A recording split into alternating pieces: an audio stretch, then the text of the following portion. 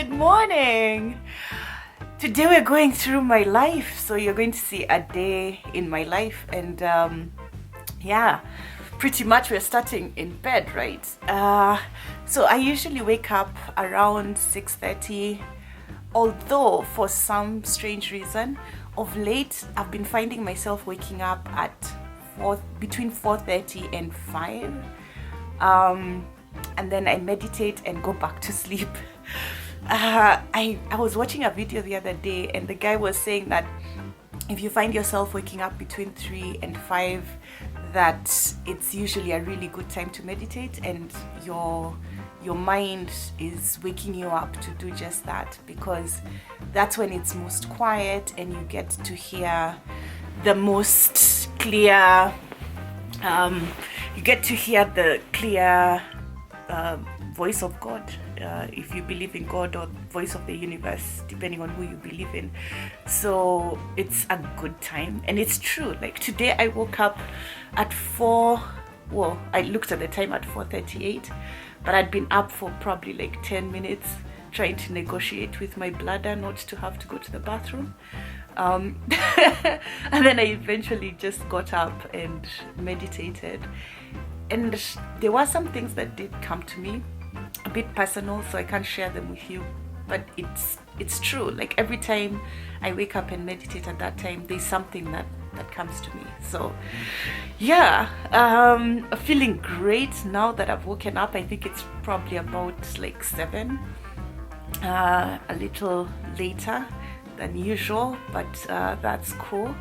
And yeah, like, oh, first thing, oh, did you see how I was covering my face? You see this? You know when people sleep with their heads underneath and like completely covered? Don't do that. That's the first lesson I'm going to share with you today. Try to make sure that there's always fresh oxygen in your, you're breathing in fresh oxygen when you're asleep.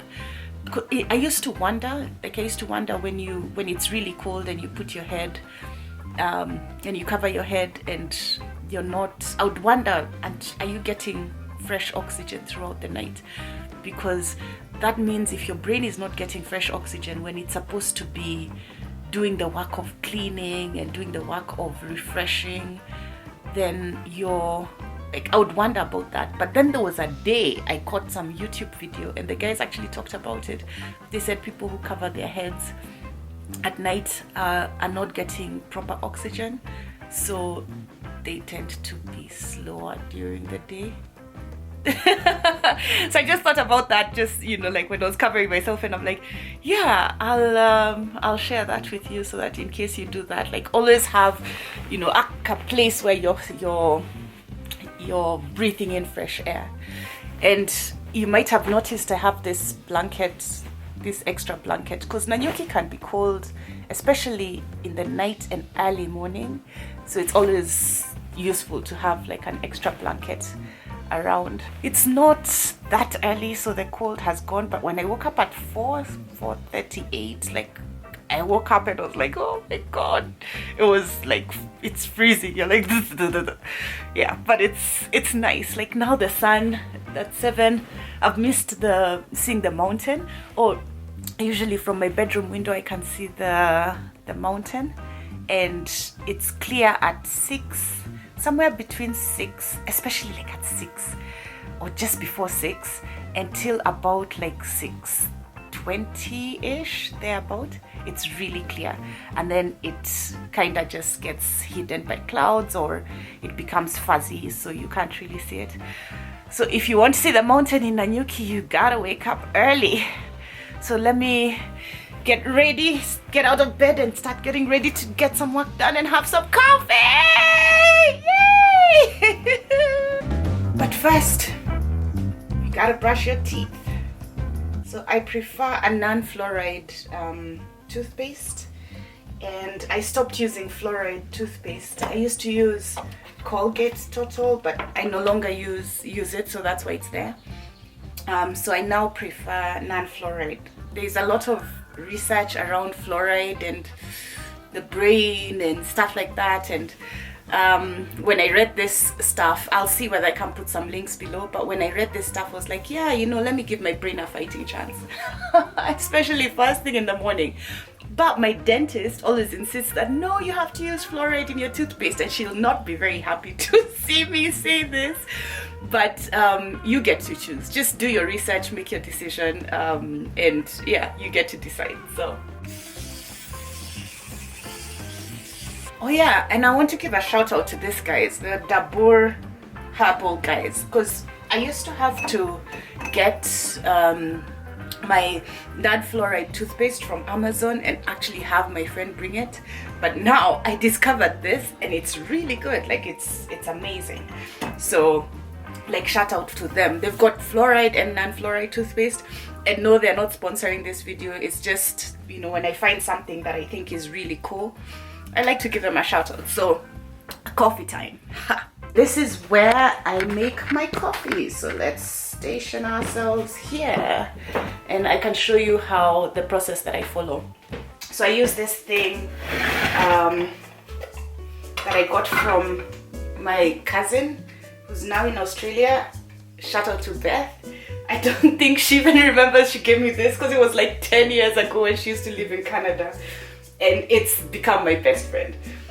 So when I'm making coffee, I'll show you the process I follow. So what I do is boil hot water. So I wouldn't boil you as the water is boiling, but I get the purified water so that it doesn't have any flavor. That's what I like about the purified water. And then when you use it in coffee, it's, you know, your coffee comes out just clean instead of it having oh, where are you? I'm talking to myself here. Yeah, okay, so there. Yeah, instead of it having the taste of, you know, like the metals from kaju water, so I prefer to use this. So I just put, I'm also the kind of person who doesn't like to waste things, so I don't like to fill a kettle when I just need one mug. And I notice people doing that a lot. Like you just fill, the lighting is so bad on that side. Yeah, you just fill the kettle when all you need is just 1 cup of water. So yeah, I tend not to do that. I think it's a waste. This thing can get a bit noisy, so I'll continue my story of last night as I make the coffee. So now we're going to brew coffee just the way I like it. We've got the paper filter, so I put the paper filter here. You can use either the bleached or the white one. The white one just makes it easier. The bleached one, if you do not do this next process, your coffee will taste like paper. Yeah, you don't want that. This one, you can get away with it, but I still do it because I'm a bit of a coffee snob. You know, I like my coffee a certain way. So what you do, I don't know whether you can see it, but yeah. So you just wet the filter from top. What I do is I prefer to just turn my cup, and I get the filter completely wet. And I'm doing 2 things at this time. One, I'm letting the filter get wet so that it's able to absorb the coffee better, something about that. But another thing I'm also doing is I'm warming my cup, because the water that's going to come underneath will warm the cup, and fresh coffee doesn't like a cold cup. So I now rinse out the cup. I pour out the water, so I'll not use that water because it's also got, you know, paper filter stuff. Then I come and I put my coffee. So usually I'll put like 1 scoop of coffee, depending on the type of coffee. And then I brought like the 3 coffees that I have that I'm using right now. Kenya AA by Java is not my ideal, but this was bought by a friend of mine who came and stayed here. So he bought this. I prefer the espresso because there's something richer and chocolatey about the espresso. And then what I do is I'm that pesty customer who buys the beans and has them grind the beans for me as I watch. And they're like, no, but we have the already ground. I'm like, no. You packaged that months ago. I want the fresh coffee. So, but Java coffee is really good, especially like the espresso. Even the Kenya AA is good, but I really prefer the espresso. Then this I was given by a guest who stayed with me. I do Airbnb, so I had a guest who stayed with me. and Sam and Carol, and he works at the coffee thingy, imagine like the auction house or something. Shout out to Sam and Carol, like thank you. This is really great coffee. I do a blend, so these days I kind of like blend coffee, Java coffee, and this one. That's what I have right now in here, and then it just makes it easier for me in the morning. But then there's this coffee, EJ's. I haven't opened it. I'm going to open it and tell you how it's like.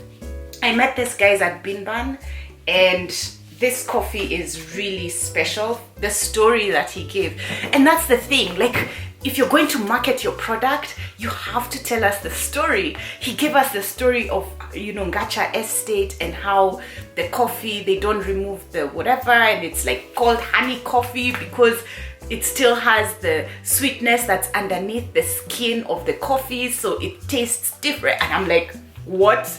I can't wait to open it.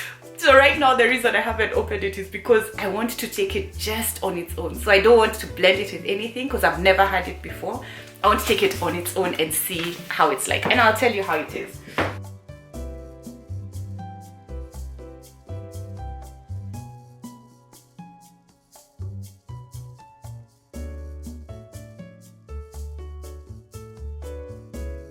But for now, yeah, we're doing the blend, and then we put a bit of water. So you don't put all the water that you need. I put like a few, just a little bit to wet the coffee, and I don't know whether you can see. Let me show you. Can you see? Like just kidogo. So you can see all the, oops, all the coffee is wet, and you'll notice that it has some bubbles. So that's called blooming. It's where you let the gas from the coffee get out, because the gas gives it a bit of acidity and maybe even gives you gas. So you bloom it so that the gas comes out. So all of this that I'm showing you and showing off to you today, how I'm a coffee snob, because once you have this like coffee, you can't go back to taking Nescafe or having your coffee brewed badly. Like you kind of now have a different standard. So now after the bubbles have, you know, like after the gas has left the coffee, now I put the rest of the water, and then I cover so that the coffee doesn't cool down. And then now it just takes probably like a minute, and then I have perfectly brewed coffee, like really good. I'm telling you, when I have my coffee in the morning and I go to coffee houses, sometimes I'm like, seriously? And this is your profession? Like, wow, your coffee tastes worse than mine. But about last night, so yesterday, and this is life in Nanyuki again, this is just really cool. So yesterday I was supposed to go play tennis with a friend of mine, but I didn't manage because I had to work until, because tennis is like at 3:30, 4, yeah, about 3:30-ish. But I was working, so I didn't manage to go. So he told me, hey, why don't you come and we have dinner at the club instead? So I was at Sportsman's, and it was an impromptu. I was like, okay, because I called him about 5:30 and I was like, oh, sorry, I couldn't make tennis today. He's like, yeah, but let's have dinner. I'm like, cool. So I go to the club, and on this random day, and I end up meeting my friends from Nairobi. Like, what? Emma and Nacho, like so cool. Shout out to you. They've bought land here and they're eventually going to relocate, but I end up meeting them, and they also came on like a random day when they had also been invited by some friends of theirs, and they had landed from Nairobi that day. Like, what's the coincidence that I'm at the club on a random day that I've agreed to have dinner since I missed tennis, and they're also like randomly, they landed from Nairobi and they ended up at the club, and we were together. So we had a really good time. We had dinner together. It was just nice, like good conversation. I got to meet new people because I got to now hang out with their friends and meet them and learn a bit more, because they've like the friends who they were with have been in Nanyuki longer. So it was just nice, and we just had like just a lovely dinner. And by the time I came home, it was late, so I just like came home, literally went straight to bed, which was nice. So I think with that story now, I can check whether my coffee is almost done. I think it's even done. Yeah, so like now, oh, and then I don't take my coffee with sugar or milk. So I can tell the real taste of coffee.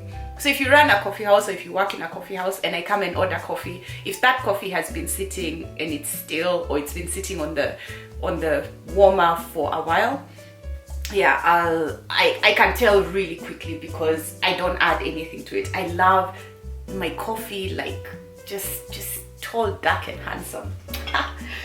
Yep, so it's done. So let me show you.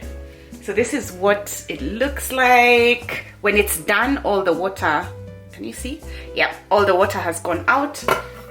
So when I lift, you can see my coffee. There you go, nice and dark. This thing, why I like this thing a lot as well, is because it has this mechanism underneath. If I push it in, when I put it at the cup and the cup pushes it in, it drips. When it's standing like this, it stops dripping. So it's got this automatic mechanism that does that underneath. Like, brilliant. So today we are reading Alex Hormozzi's book, $100 Million Offers. One of the best books that I have read. This is the second time I'm reading it. It's that good. I bought the Kindle version because I didn't have a shipment coming in from Amazon because you can't buy it here. So I bought the Kindle, and then I discovered that when you read and listen at the same time, that you absorb a lot more information. So I have the Kindle, and I also bought the audio copy of the book. This is how it looks like. Let me show you. Oh, okay, just in case. Purple. Alex is a brilliant guy. Him and his wife Layla, just amazing power couple. I absolutely love them. I subscribe to their channel, like I watch their stuff all the time. I'm like, oh my gosh, I'm such a huge fan. And he's become an online mentor of mine when it comes to marketing. He's got a new book out. I'm already on the waiting list. Like, he's really brilliant. And I love to read things in the morning, like first thing in the morning. I want what gets into my mind to be something that's going to help me that day, help me in my life, like make me a better person. So every day I start my day off with meditating. So today I already meditated, and then I read, and then I do a bit of stretching, so just a bit of yoga stuff. And then depending, I'll either go for a walk depending on how my day is, or I'll start working after that. So by the time I start working, it's maybe about 8, or sometimes it depends on what time I woke up, but I can start anytime from 7 in the morning. And then I have a full day of stuff. So yeah, so that's how my morning usually is. And yeah, I guess that's it. So coffee is brilliant as expected. So I have a confession to make. The night before I start my day, I like to write down my priorities for the next day. So I use this whiteboard where I write the top 3 to 5 things that I need to do tomorrow. And I didn't do that yesterday. So I'm starting my day with a clean board. But it's also because I have my booking calendar open. So people are booking time on my calendar, and I've opened up some slots. But then I should write down what it is that are my priorities for today. I didn't get to do that yesterday. And I'll be honest, I didn't do it this week. For some reason, I've been starting my days a little bit disorganized, more disorganized than usual, because I'm very organized and I like structure. But for some reason, I've not kept some of the disciplines that I usually keep. So some of my days have not been as productive. But the one thing that I do is, the one thing like that has stayed constant for me is, before I switch on my phone or do anything on my phone, I have to knock off at least one thing, the main priority thing for the day. So if today's main priority is to create a coaching module, or to create a YouTube video, or to edit the YouTube video, or to create content for the week, or to do a content calendar for myself or something, then I will get that done before I even switch on my phone. So more often than not, my phone is not on in the mornings because I have to get this one thing done, unless there is something that I need to do on my phone. Like if I need to call somebody, then call somebody as part of delivering the first thing, priority thing on my list, then I'll switch it on and do that. But normally I just will sort out my priority first before I do that. And I encourage you, like if you start your phone on your day, if you start your day on, goodness, I just had coffee, like what's my excuse, right? If you start your day on social media, what I've found is that it's a time suck, and 30 minutes goes like this, 1 hour goes like this. You won't even notice it. It just like sucks your time, and you don't want that, because time is the most valuable resource that we have as human beings. If you ask anybody who is on their deathbed right now, time, they would trade 30 minutes of your time for all their money. Like they would trade 30 healthy minutes, vibrant, able to watch this video, able to do what you do, healthy, not in pain or anything. So time is really valuable, and you don't want to just end up in a situation where your day just goes and you're not getting priority things done.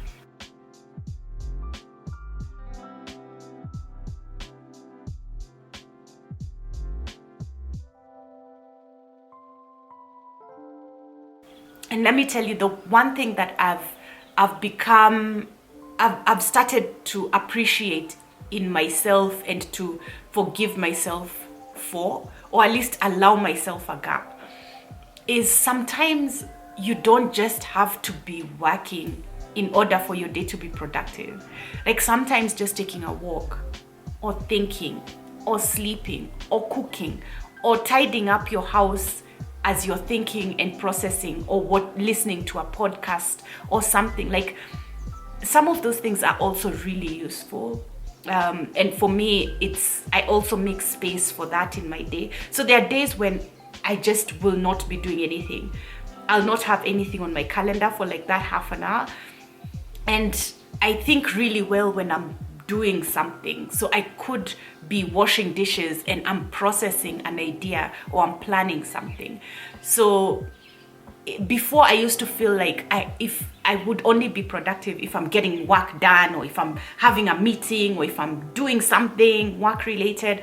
But these days I'm kind of like, yeah, some of these things have really helped prevent me from going down a road and then coming back and rewind. So yeah, like it works for me. Let me know in the comments if it works for you, just having that time when you're just not doing anything, like 30 minutes, an hour in the day, when you just block off time just for yourself. So sometimes I build that into my priorities, especially if I haven't done it for long. But yeah, for now I'll just get done, write down some of the priorities that I need to get done right now, so that I don't end up with a day that just goes by and the most important things have not been done. So let's get that done.